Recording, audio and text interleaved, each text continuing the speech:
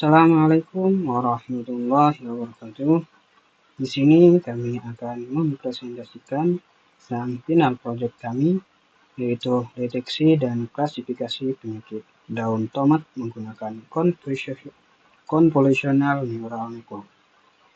Di sini kami menggunakan algoritma berbasis neural network atau deep learning, yang mana anggotanya ada Gita Wijaya dengan NIM 24116278. Terus ada Zaidan Alfalih dengan NIM 24116265. Saya sendiri Muhammad Zini Fikri dengan NIM 24116261. Langsung saja untuk bagian pertama, yaitu pendahuluan.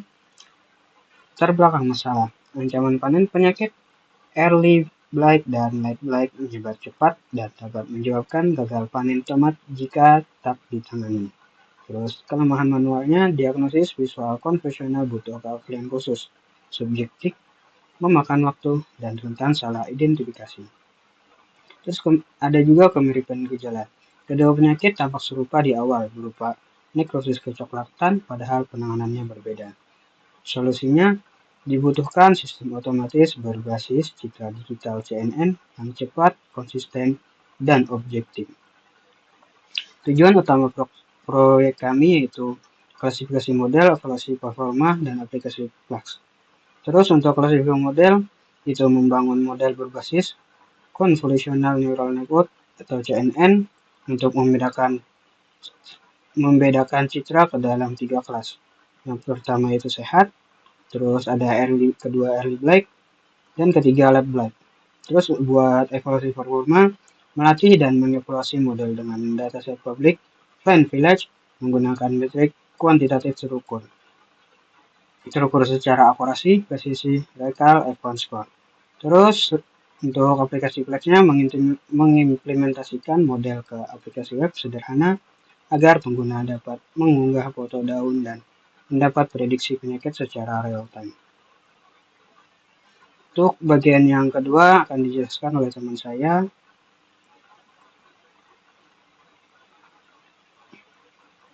Saya akan melanjutkan bagian presentasi ini di bagian kedua algoritma. Di sini kita bisa geser ke slide selanjutnya.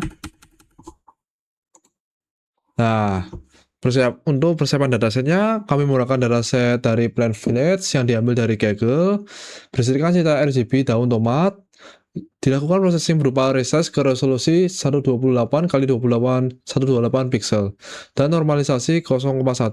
Di sini bisa dilihat ada 3.600 data yang 7% latih, 15% validasi, dan 15% teruji. Bisa dibilang data ini sudah cocok untuk project ini. Oke, kita bagian ke kelas deteksi penyakit. Di sini ada 3 kelas, 3 bagian. Yang pertama adalah early blight, bercak coklat gelap dengan pola cincin konsentris, target spot. Nah, untuk kedua ada healthy, sehat, warna hijau merata tanpa adanya bercak atau lesi nekrosis. Untuk yang ketiga late blight, lesi basah, kehijauan dan kehitaman yang tidak beraturan dan menyebar luas. Lanjut ke slide selanjutnya. Di sini ada pipeline algoritma ya. Di sini ada pipeline algoritmanya. Nah, ini bisa kita lihat di sini. Yang pertama ada input data, citra daun tomat RGB dengan dimensi awal yang bervariasi. Kedua processing, resize, rescale pixel, dan argumentasi data sintetis. Ketiga fitur extraction, blok konvolusi, dan max polling. Dan yang terakhir keempat, classification, flatten, dense, dropout, dan output softmax. Oke, lanjut bagian ke detail komputasi matematis. Di sini ada dua yaitu ekstraksi fitur atau bisa dibilang ReLU. Setelah operasi konvolusi, fungsi aktivasi ReLU menyaring nilai negatif untuk memperkenalkan non-literasi tanpa kendala finishing gradient. Di sini untuk yang kedua, klasifikasi dan evaluasi atau bisa dibilang loss. Lapisan dense terakhir menggunakan aktivasi max untuk output probabilitas. Model dievaluasi menggunakan categorical cross-entropy. Bisa dilihat ini rumusnya, perhitungannya. Oke, lanjut ke slide ketiga. Nah, di sini bagian ketiga saya akan jelaskan juga. Nah, untuk grafik akurasi pelatihan di sini ada, ya, bisa dilihat grafiknya ini sangat akurasinya sangat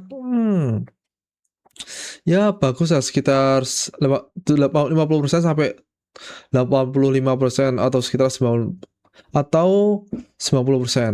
Nah, bisa dilihat sini data ujinya akurasi akhir 89,85%. Bisa dilihat untuk bagian healthy, light black, early black. Ya, karena berbagai tahun tuh ya beda-beda.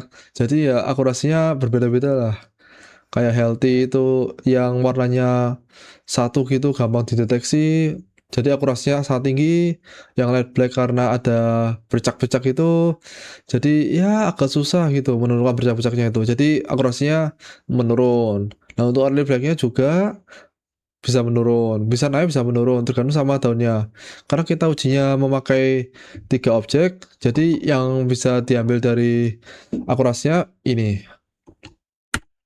Oke, untuk analisis hasil confusion matrix, di sini ada 2.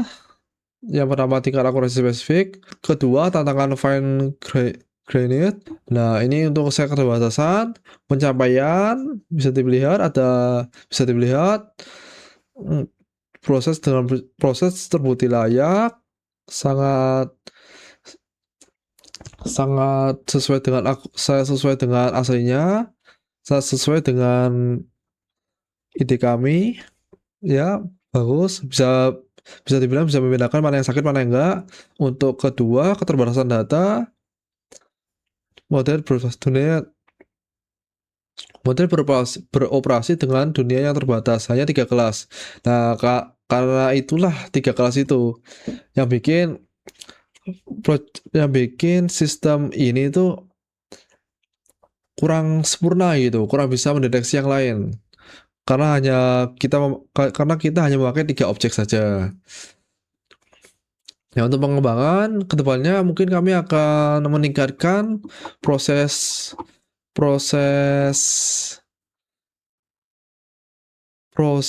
untuk melihat kondisinya, untuk men-scan-nya gitu agar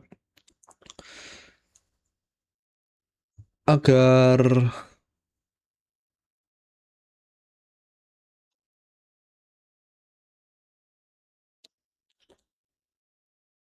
menambahkan kelas yang lain. Ya nggak cuma untuk 3 objek aja, biar sistem ini biar lebih sempurna gitu. Oke. Nah, untuk selanjutnya sebelum penutupan project, kode dan hasil projectnya akan dijelaskan oleh teman saya, Jaya. Kita Wijaya dengan NIM 24116278. Di sini saya akan menjelaskan suatu program yang dibuat. Jadi program ini menggunakan bahasa pemrograman Python dan menggunakan framework Thread, TensorFlow, serta Keras untuk membangun model sampling. Nah, di sini ada beberapa fitur folder atau file, mulai dari framework. Ini yang kalian lihat sini berarti dataset yang kita download dari Google, dan semua gambar yang digunakan dalam proyek ini berasal dari folder. Di sini ada folder Bright, berarti foto down yang terkena alternatif dari Bright, berarti foto down yang masih sehat, dan Left Bright berisi foto down yang terkena dengan Bright. Selanjutnya ada file template dataset value. File ini digunakan untuk membagi dataset yang ada di folder Black menjadi 3 bagian, yaitu train, validation, atau test. Selanjutnya ada folder dataset. Folder ini digunakan model CNN saat proses training. Di sini ada folder train digunakan di model CNN agar bisa mengenali pola di setiap kategori down. Selanjutnya ada validation. Validation ini digunakan untuk mengevaluasi model selama proses training. Dan juga ada train digunakan untuk menguji model setelah proses training selesai. Selanjutnya ada training model. Nah, training model di sini digunakan untuk melatih model CNN menggunakan dataset yang sudah didesain sebelumnya. Dan di dalam file ini kita menggunakan beberapa library. Ada TensorFlow untuk melihat dan melatih model deep learning, ada Keras untuk membuat detektor CNN yang terdiri dari controlling, max volume, flattening, dan dense scale. Serta ada image data generator untuk membaca dataset serta melakukan proses gambar menjadi 128 kali 128 serta normalisasi nilai pixel. Dan juga ada plotlit ini untuk menunjukkan grafik akurasi dan loss selama proses training. Dan setelah proses training, model akan disimpan ke dalam model web model keras. Nah, web model keras ini digunakan untuk menyimpan hasil training, dan kali ini berisi model CNN yang sudah selesai dilatih. Jadi saat website dijalankan, model tinggal dipilih tanpa melakukan training. Di sini ada predict.py. Ini digunakan untuk melakukan prediksi terhadap gambar yang diupload oleh pengguna ataupun user. Dan di dalam file ini, kita juga menggunakan beberapa library. Ada log model untuk membuka file model keras dan image untuk membaca gambar yang diupload. Kita ada NumPy untuk mengubah gambar menjadi array dan melakukan hasil prediksi dengan probabilitas terbesar. Ada file ini juga gambar akan dibaca diubah ukurannya menjadi 128 kali 128, dinormalisasi, diprediksi dan kemudian menghasilkan data nilai confidence. Kita ada file apps.py. Jadi file ini merupakan program utama aplikasi web. Jadi dalam file ini kita menggunakan library Flash, dan Flash di sini untuk menyerahkan web server, menerima gambar dari pengguna, menyimpan gambar, memanggil file predict.py, lalu mengirim hasil prediksi ke lalu di sini juga ini menggunakan library S. Library ini digunakan untuk plot dan membuat lokasi penyimpanan. Ya, di sini ada template. Template di sini hanya berisikan file teknik saja untuk menampilkan tampilan juga. Terakhir ada folder static di sini hanya terdiri dari dua bagian, ada upload serta stack. Upload di sini digunakan untuk menyimpan sementara gambar yang diupload sebelum diproses oleh model. Style CSS di sini digunakan untuk mengatur tampilan aplikasi atau UI pada project ini. Langsung saja kita demokan untuk website-nya.